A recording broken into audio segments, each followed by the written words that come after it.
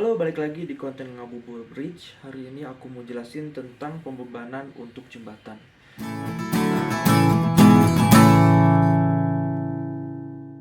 Nah, di mana pembebanan untuk jembatan ini mengacu ke SNI 1725/2016. Untuk gempanya bisa pakai SNI 2833/2016. Pembebanan untuk jembatan itu dibagi menjadi dua kelompok.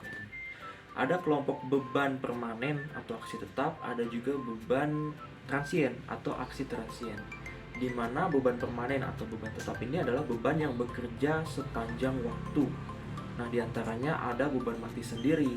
Nah, di mana beban mati sendiri ini adalah beban komponen struktural ditambah komponen non struktural yang intensitasnya dianggap tetap selama umur rencana jembatan. Misalkan apa? Misalkan untuk jembatan rangka baja, tentunya si rangka bajanya, si sambungannya, kemudian perat lantainya. Kemudian ada juga beban mati tambahan. Beban mati tambahan ini adalah komponen non struktural ditambah utilitas yang selama umur rencana intensitas bebannya dapat mengalami perubahan. Misalkan untuk lapisan aspalnya, kemudian untuk utilitasnya bisa saluran pipa air bersih dan juga pipa air kotor. Nah, kemudian ada juga beban pelaksanaan, di mana beban pelaksanaan ini adalah beban-beban yang terjadi akibat tahapan proses pelaksanaan jembatan. Nah, misalkan untuk jembatan komposit, ada friksi antara gelagar baja dan juga dek beton, dan ada juga prategang seperti itu. Nah, kita masuk ke beban transien, yaitu beban yang bekerja dalam waktu yang pendek, walaupun intensitasnya mungkin cukup sering, teman-teman. Nah, beban transien itu ada yang pertama adalah beban lalu lintas. Beban lalu lintas ini diantaranya ada beban lajur. Nah, beban lajur ini ada dua komponen, yaitu komponen beban terbagi merata atau BTR, yaitu sebesar 9 kPa ditempatkan di sepanjang lajur kendaraan.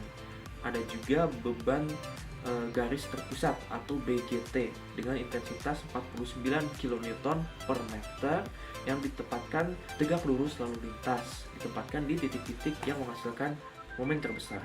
Nah, kemudian ada juga beban truk, ya, di mana truk standarnya ini adalah 500 kN.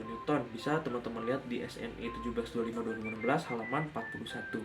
Nah, perlu diketahui bahwa beban lajur dan beban truk ini tidak bekerja secara bersamaan.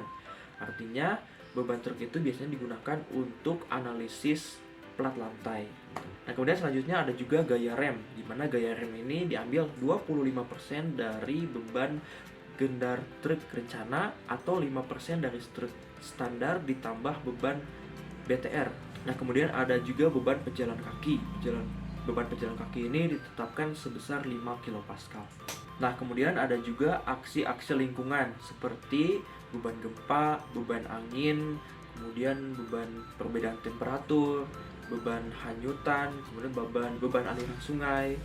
Kemudian ada lagi beban lainnya seperti friksi pada peletakan, kemudian ada juga beban pelaksanaan dan juga pengaruh getaran. Nah, perlu kita ketahui teman-teman bahwa beban-beban yang tadi disebutkan tidaklah selamanya bekerja secara bersamaan. Oleh karena itu, di SNI 1725/2016 kita melihat apa yang disebut dengan kombinasi pembebanan. Dari mulai kombinasi layan, kuat, hingga ekstrim. Semuanya ada penjelasannya di SNI. Nah, di mana kombinasi-kombinasi itu sudah memperhitungkan atau memperkirakan kombinasi-kombinasi beban yang mungkin nanti terjadi di lapangan. Nah, jadi pada intinya adalah perancangan sebuah jembatan tidaklah asal-asalan, tapi ada standarnya, ya teman-teman. Jadi kalau misalkan kita tidak memenuhi standar ini, bisa jadi nanti terjadi kegagalan bangunan, di mana kegagalan bangunan itu adalah tidak berfungsinya baik sebagian maupun seluruh bangunan tersebut pada saat diserah terimakan. Oke, sekian konten hari ini, semoga bermanfaat buat kita semua. Sampai jumpa di konten selanjutnya.